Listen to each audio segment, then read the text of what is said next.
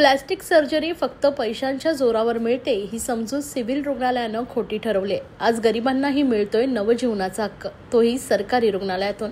ठाण्याच्या सिव्हिल रुग्णालयात गेल्या 3 महिन्यात 25 प्लॅस्टिक सर्जऱ्या यशस्वीपणे पार पडल्या असून सिव्हिल रुग्णालय शस्त्रक्रियेच्या आधुनिक आणि माणुसकीच्या केंद्रस्थानी उभी राहिली आहे। सिव्हिल रुग्णालयात अपघातात हातपायांचे हाड मोडले असता अथवा दुर्बिणीद्वारे अवघड शस्त्रक्रिया यशस्वी होत असताना आता प्लॅस्टिक सर्जरी देखील तितक्याच कुशलतेने होते।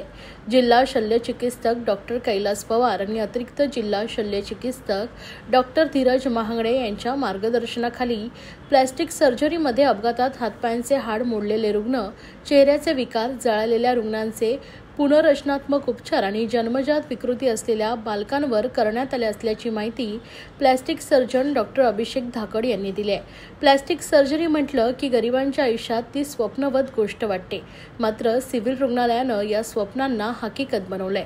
एक उदाहरण सांगायचं झालं तर 6 वर्षाच्या एका मुलीच्या हातापायाची बोटं जन्मतः चिकटलेली होती।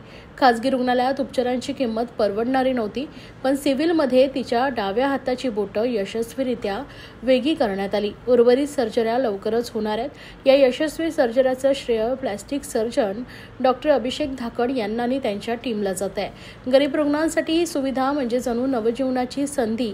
आजही हजारो गरीब रुग्ण प्लॅस्टिक सर्जरी सारख्या उपचाराचा विचारही करू शकत नाही, पण सिव्हिल रुग्णालयानं ही सेवा उपलब्ध करून दिली आहे। या 25 सर्जऱ्या केवळ आकड्यांची मोजदाद नाहीत, तर त्या 25 कुटुंबाच्या आशांनी आयुष्यात नवा उजेड देणाऱ्या कहाण्या आहेत, असं जिल्हा शल्यचिकित्सक डॉक्टर कैलास पवार यांनी म्हटलंय।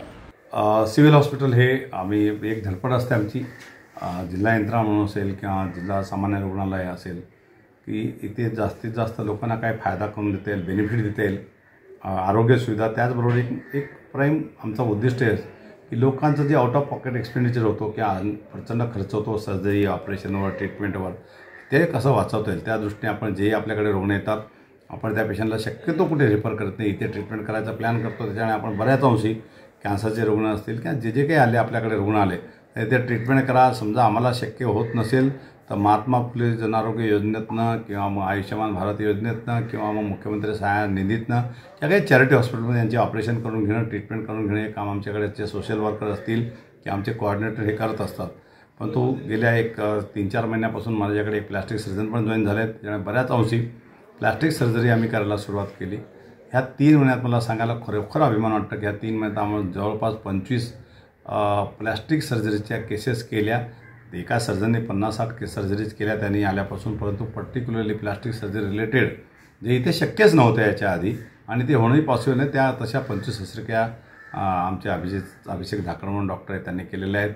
आणि पर्टिक्युलर काही उदाहरणं जर द्यायचं असेल तर आमच्याकडे भिवंडी ग्रामीणतनं एक हातच्या बोटे जन्मजात हात आणि पायाची बोटं जोडलेली होती, त्याला ऑपरेशनचा खर्च बऱ्यापैकी येणार होता, ते आम्ही एक ऑपरेशन केलं। त्या गायनोकोमास्टिया नावाचा प्रकार असतो, त्याची एक सर्जरी कमी 3 ते 4 लाख रुपये कधी कधी खर्च येऊ शकतात, ती सर्जरी आम्ही इथे केली। अशी कितीतरी उदाहरणं आहेत। पर्टिक्युलर जे आता स्किन ग्राफ्टिंग असतील किंवा बाकी काही ट्रीटमेंटचे असतील, नॉन हिलिंग अल्सर असतील, असे विविध प्रकारचे ज्या प्लॅस्टिक सर्जरीची गरज पडते, प्लॅस्टिक सर्जरी जे खूप कॉस्टली आहे आणि जे इझिली कोणाकडे अवेलेबल पण नाही, त्या शस्त्रक्रिया आपण करायला सुरुवात केली आहे। थोड्या दिवसात सिव्हिल हॉस्पिटल 900 बेडचा आपला तयार होणार आहे, त्याच्यामध्ये आपण सुपर स्पेशालिटी या संदर्भ सेवा रुग्णालय ऑलरेडी घेतलेला आहे आणि सगळ्या प्रकारच्या ट्रीटमेंट होतील त्या दृष्टीने आपला तो एक पाऊल।